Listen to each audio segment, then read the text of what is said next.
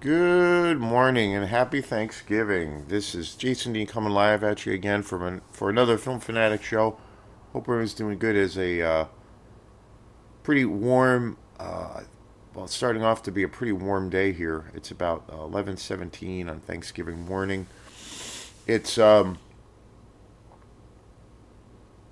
about I think it's almost 50 degrees, which is wild. So yeah, Thanksgiving, huge fan, huge fan. For me, it's synonymous with tons of movies. Well, it's not too out of the ordinary for me, as anybody, you know, who has checked out these videos or knows me personally. Not that, it's not that of a different thing, but usually watch a lot more on Thanksgiving. And it's been a family tradition where, we have a big dinner like most, like, Billy, the rest of everyone else in the country. And then we, have huge movie marathon. So I got a bunch of new movies, so we'll see how it goes. I always try to get a variety of things. Some of them I'm not really too sure about. There's like one or two that I'm actually really excited to see. So I'll do some reviews on those when I get done with those. I did a show and I still have to upload it, but I did a show it was yesterday or the day before yesterday on a newer horror film that I had really been wanting to see, and that is called Cuckoo. But that movie was not at all what I expected. I did not make it all the way through. I was really, I was really disappointed with that film. So anyway, stay tuned. There'll be a show on that, and that's a newer horror film, and it doesn't even feel like it's really a horror film. It's strange, but anyway, Thanksgiving. I know. I'm a huge fan of holidays. There is. A lot of significance for me. My favorite holiday has always been Halloween, of course, and I really love Christmas. I really get into the whole Christmas spirit. Not at all from like a religious standpoint, but just the pageantry and presents and food and all that fun stuff. And I really love Thanksgiving. So those are my three favorite holidays, probably in that order. New Year's Eve for me is like it's okay. It always feels like New Year's Eve is like a little bit too hyped, and it's over. For me, it always feels like overly climactic. I used to play for whatever reason. It doesn't really seem to happen now, but I used to play gigs on New Year's Eve all the time, and it was fun. There were a few times where we played gigs and had some shows where it was actually pretty fun. But most of the time, it was like I don't know, kind of melancholy, and it was all this build up, and it was like, I don't know. I've always had a weird thing about New Year's Eve. Um, but today we'll be eating dinner at my family's place around 4 o'clock. Have a big meal, and this year, as far as things to be thankful for, um, this year has been well, the last few years have been just crazy to say the least, especially this year for various reasons. Um, but with all of that being said, I feel like there are some things I am really grateful for. Um, probably the thing I'm the most thankful for is being able to obviously good friends and family.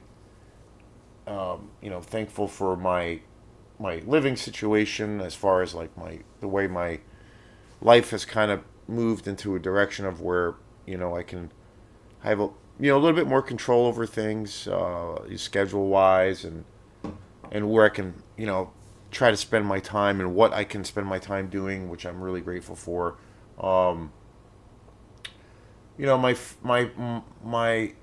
the thing I'm most proud of and the thing that I'm most thankful for and that I most enjoy is my band Quantum. We put out our a new album a few weeks ago, and that was a really great, just a really wonderful experience. It was definitely a highlight for this year. And moving forward with that band, I'm working on doing some more events with that project Quantum, and we are I have a bunch of new songs. It'll probably be a while before we record it because we just put out this album, but I'm kind of eager to do to do those things, to move forward and record some new material. So I'm really thankful for that band. That's my project, my baby, and I've had for a very long time. As far as musical things or artistic things, that's the thing I'm the most happy about, the most proud of, and I really love the support that people have, shown that group, that band over the years. I'm really happy with this channel too. I think that this channel has been growing at a nice steady pace. It's been a really cool experience. I feel like I'm continually learning something new about it. It's just a lot of fun, and I have some plans coming up for the channel, and we'll see if some things move in that direction, which takes a lot of time. But I'm slowly, trying to put some ideas out there, trying to manifest some things, and it's more so with the thing I love doing the most with this channel, which I haven't done in a while, are the interview segments. I really enjoy that, and I haven't done any in quite a while actually. So I'm looking forward to doing more and trying to get some bigger and better interviews, trying to like build those things. So we'll see what happens with that, and so and yeah, just kind of continuing these things forward. So today is on a movie that um, I feel in some ways has been getting, like, I've seen people talk about it over the years, and also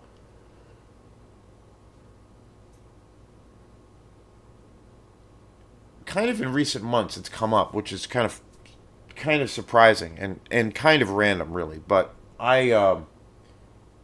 am a huge fan of The Exorcist 3, which starring George C. Scott. I have actually a pretty long history with this movie. And when I think about it, when I was putting together the idea to do this show on this movie, which I've never talked about. Actually, I only have this on. I have a pretty decent DVD copy of this film, and I bought this not that long ago at Goodwill, and I hadn't seen this movie in years, and I kept hearing about it the last year or two. Some YouTube guys that I watch and listen to, this film kept coming up, and I was like, you know what? That is a really, really good movie. I have not seen it in years. Um, so and then I randomly came across it. I think it was this year or last year at Goodwill. It's a DVD copy. Again, I definitely need to get an upgrade for it. It would be amazing to see on Blu-ray. It's still great because I just love the movie so much. But I watched it the other night, and then I, realized it made me think a lot about The Exorcist, the original, William Friedkin, the amazing director who passed away fairly recently, Peter Blatty, William Peter Blatty, who wrote the original um, novel for The Exorcist and wrote the subsequent other books, and wrote this book, Exorcist 3. Um, and I was like, you know what? It's funny because The Exorcist is actually, and I don't know why I didn't think of it, but The Exorcist 3 is actually a massive franchise, which is super weird. And to me, it doesn't really make any sense, but it is. Because you had, like, obviously one of the greatest horror movies of all time, and also one of the, legitimately one of the scariest movies I think ever made, the original Exorcist. That movie is a masterwork. That's a masterwork and pure example of, master filmmaking. One of the most intense experiences. I remember seeing that movie, and it was funny growing up as a kid. My parents, I grew up watching, my first kind of introduction to, um, things that kind of led to, say, my love of horror. But like my mom was really into Alfred Hitchcock, and I remember watching Alfred Hitchcock movies as a really little kid, and that was like my first kind of exposure to films that had this little bit of a had a little bit of a darker edge, suspense, and then which led to Psycho, which is I do consider that to be a horror film, obvious for obvious reasons. And then from there, it was like I watched, I got into all the classic Godzilla movies. I got into, the first slasher films I got exposed to, the Friday 13th franchise. And that went on to, all kinds of other things. I got into Edgar Allan Poe as a writer. That was my very, very first introduction to the genre of horror. And it just went on and on. And and I grew up kind of like at the tail end of VHS.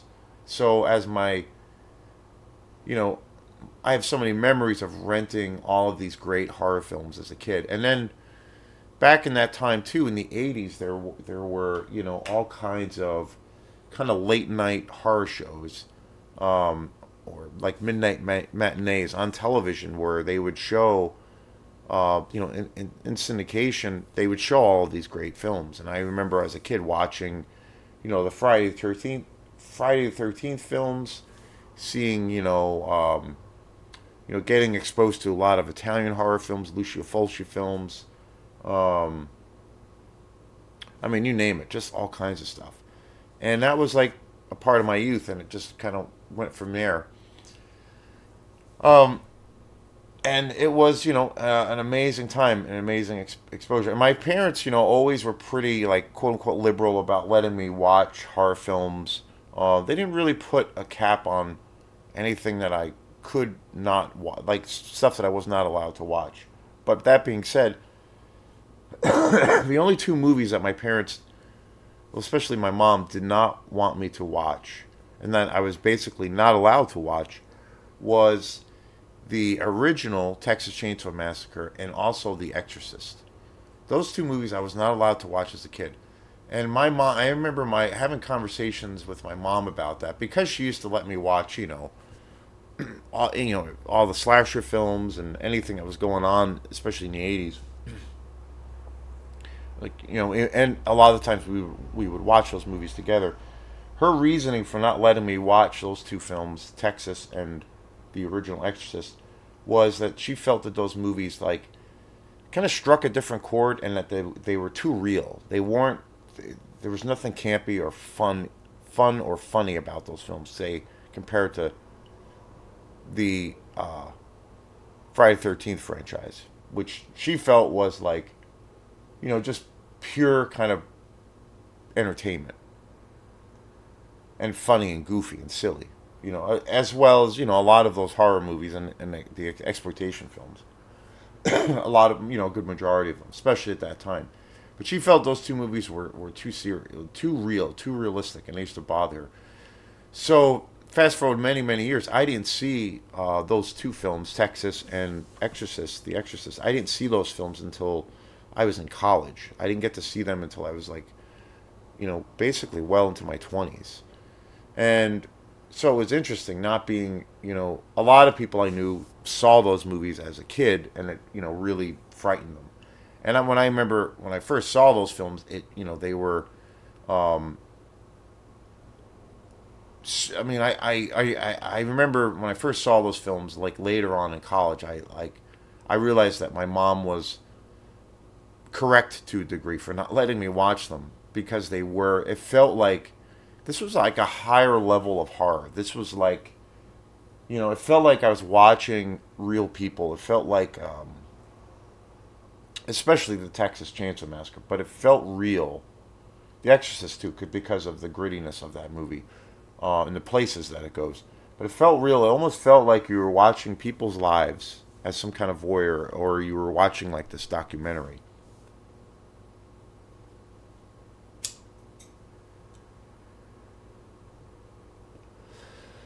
So it was a whole new reality compared to like about 90% of the horror films that had come out. So of course, The Exorcist came out. That was a huge success, a phenomenon. That movie, just kind of changed the whole landscape of horror films. And then a few years later, there was a sequel, The Exorcist, the Heretic, which is a just an awful movie. It's that movie is so bad. It's just kind of baffling as to what they were trying to do with that film. That movie's it's kind of it's got to be one of the worst, I think, sequels. I've tried. I remember I saw it a couple times when it, around that time when it came out, and I just never really made it through. And it just totally all of the kind of the world building that and the world that Dex just kind of created. It just felt like it just eroded all of that, and it was trying to do something different, but it's kind of a mess, that movie, and kind of unwatchable. And I remember it was a year or two ago I rented Exorcist 2, the Heretic. I probably will eventually see it again or maybe buy it. If I come across it, if I come across it in my travels for cheap, I will probably buy it. But just to have, I guess. But I remember it was a couple of years ago I tried watching it, and I couldn't get all the way through it. I just thought this movie was um, just just just such a misfire. But then, and as a kid, like I read a lot of I got into Stephen King. Edgar Allan Poe was my first. Edgar Allan Poe was literally the first my first exposure in general to horror before I even had seen uh, a horror film, a movie. I remember in like fifth or sixth grade, reading or coming across a short story or a poem or something about by Edgar Allan Poe, and that was what got me into horror because I was just utterly fascinated by it, and I was like, it was so scary and creepy and fantastical, and that literally was the moment where I discovered horror. And so I read, I read. I love to read. I'm trying to get back into reading a little bit more. Kind of stopped for various reasons, like proactively reading quite a bit, but I really enjoy reading. But as a kid, I really got into reading. Um, it's actually one of my favorite things to do. But as a kid, when I got into Edgar Allan Poe, that then I got into all the choose your own adventure books. I got into lots of horror books. I got really into Stephen King and various other things. And I remember reading in college. I read the original, the novel, the book by William Peter Blatty, The Exorcist, and the book is equally as terrifying as the movie, and vice versa. And then I remember reading the Exorcist 3. That was also another book that came out quite a few years later, and then Peter Blatty, the writer of both of those books, and I think he wrote The Heretic too, but I could be wrong. But he wrote the Exorcist 3, and I remember reading that book as a kid, and I loved it. I just thought it was one of the best horror books I had read up until that point, and I thought it was a truly terrifying story. And then it was announced that book was fairly successful, I remember, and then it was announced that he was actually going to direct a version of his film, and he was going to, which is kind of like pretty rare, where you have an author, a real famous author, who um, decides to direct his own book or his own story, but then he also not only directs his own book, but he also writes the film version, and he's the main screenwriter. So he like had total control. And I remember I had read the book like once or twice, and I remember seeing this when it came out. I don't know. I don't think I saw it in the theater. I think I saw it on DVD or VHS, and it's amazing. And I watched this again last night, the 2 nights ago, and this movie is a fucking masterpiece. Like, this movie is so damn good. It is. I think it's one of. I mean, talk about building tension. Talk about a horror film that's going to build incredible suspense and just atmosphere. It's hard to believe this came out in 1990, and again, it was directed by the author William Peter Blatty. Came out in 1990, an amazing cast. Um, the iconic George C. Scott, which I'm a huge fan of. Jason Miller, who was in the original. Brad Dourif, who was a pretty famous character actor, famous for Child's Play. He is just fantastic in this movie. Uh, so Ed Flanders, uh, Nikolai Williamson, Scott Wilson, just an amazing cast. And I'm a huge George C. Scott fan. Films like Patton and The Hospital, so many great films to his career. Just an amazing actor. Just such an iconic, actor. And this was one of his like later films. This came out in 1990. Um, but it was interesting. Like I saw fairly recently, I saw an interview. Saw an interview recently with Mike Flanagan, who is, just I think one of the greatest directors around. One of the best people in the horror genre in general. And it was announced recently that he is directing a new version of The Exorcist, which I think, on one hand, is just ridiculous and stupid and terrible. But then, if he's involved, I think it could be interesting, and it could be worth checking out. Um, he's done some incredible films. He's pulled off some pretty unbelievable things, especially with, Doctor Sleep, which I think is an amazing film, and it's a adaptation or continuation sequel to The Shining. Getting back to the franchise of The Exorcist, which is such a weird franchise. I mean, after The Exorcist 3 came out, and again, it's such a masterpiece. Um, there was a another Exorcist film called it was directed by Paul Schrader, The Beginning, and it's about Marin in his travels in Africa. He is the main pre or the exorcist in the original, and it's about his travels and his encounter with the devil in Africa. And that movie's okay. It's all right. Like there are moments of that film that I think are generally pretty good, but I think Paul Schrader, who again in his own right is just an amazing filmmaker, but I don't think he had a lot of. I think he had a lot of fights and trials and tribulations. Didn't have a lot of control with the direction of that film. Even though he directed it, there are some things that are really cool about that film, and it's not a very good movie. It's kind of a misfire, but and then unfortunately, the worst part of this whole franchise was the David Allen Green adaptation, newer version that came out through Blumhouse, The Exorcist. I think it came out last year, um, and that movie is just a an atrocity. That movie's just a big old steaming pile of shit, and I could not get through it at all, and it was just completely pointless and terrible in every way.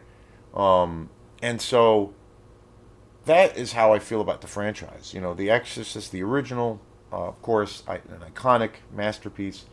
But rewatching Exorcist 3, it is that movie. This movie is so damn good.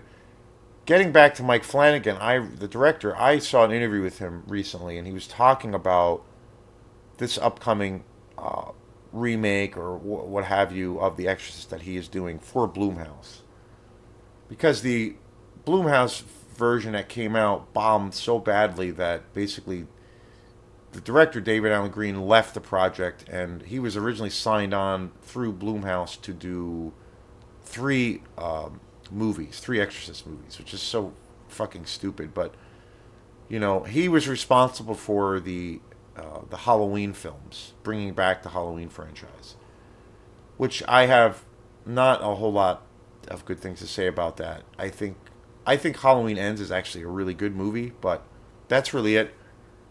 And the Exorcist reboot, if you want to call it that, bombed so terribly. It was such a shit show when that film came out that he basically left the project. And now Mike Flanagan is doing it. And I'm not sure if he's making three movies, but he is doing this one for sure.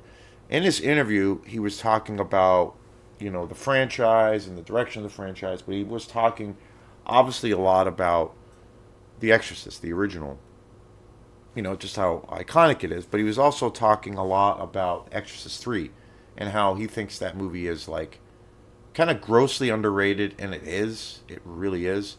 But he also feels like that Exorcist 3 has some of the most well done shots or scenes in horror, like in general. And he was talking about this one particular scene in this. There's this long scene in the film where it there's this long panning scene, and takes place in this mental hospital. And he was saying how that scene for him is one of the most terrifying and one of the most masterful. He says it's like a master class on how to basically terrify people and to really frame a shot. And he felt that The Exorcist 3 as a whole is just a masterpiece. And like watching it again the other night, I'm like, this movie is so goddamn good. Like, it's so well directed, and it's so, I love that how it's very much a possession movie. It's very much a horror film, but the way the film is kind of divided up in these different chapters, like initially the film is really about these, kind of about this hunt for this serial killer, and also the mystery around these murders that are happening. And it's so well done, and I love that you don't really get a sense, especially in the beginning of the film, like something's really wrong and something's really off throughout the film, but it's very, very subtle, and you almost feel like, you almost, because obviously going into it, this movie is going to be a supernatural horror film, obviously for obvious reasons. But when I watched this movie the other night, it doesn't really feel like it doesn't really have those supernatural elements. It's kind of like an investigative movie about kind of a detective story, and then you slowly get these kernels, and then things evolve, and then in like the last act, it's a full on possession movie. It's a full on horror film. But like watching it at face value, like my initial experience again of watching it, and I had seen this movie. I've seen this movie about not a whole lot, but I am going to watch this movie many more times, and I need to get an upgrade. But if I can't get an upgrade, and I'm sure there is a really great version of this on Blu-ray, but I've actually only seen this movie probably 3 or 4 times, and watching it the other night, I had not seen it in a very long time. I think I watched it when I bought it, but I don't know if I did. So it was so fresh and new, and and I just love how you know the supernatural elements of this film are just so subtle in the beginning, if any, in the beginning. And I love that there's this build up. There's a lot of great dialogue. William Peter Blatty wrote all the dialogue, so it's very close to the book, and I think because of that, the writing is so great and it really works. Sometimes it doesn't work when a book is adapted to a film. Um, but in this case, it just works really, really well. He's an incredible director in this film too. He passed away, I believe, a few years ago, also, unfortunately. But this is, yeah, and the level of suspense, the creepiness that this film has, is so incredible. Like, I think it's just as good as the original Exorcist, maybe even better. I mean, that might be kind of a, no pun intended, blasphemous thing to say, but it's so damn good because this film is like, um, well, kind of similar in some ways in the tone of The Exorcist because it's kind of a slow film. The first act, you don't really know quite what's going on. You know something mysterious. You know something dangerous is happening, or you know, but you don't really know right away. You don't really know that there is some kind of um, you know unholy force at work, if you will. And that's what I love about The Exorcist 3. It's slow. There are scenes in this film where the dialogue is so great and the exchanges, and there's not really any indication, even in some of those moments, that it's like a possession movie per se. When it does open up and it goes into that world, like it's full on, and it's a really great payoff. It really is. But what a tremendous movie! I mean, I just love this movie. I really need to get an upgrade. And hey, it's a perfect movie for Thanksgiving.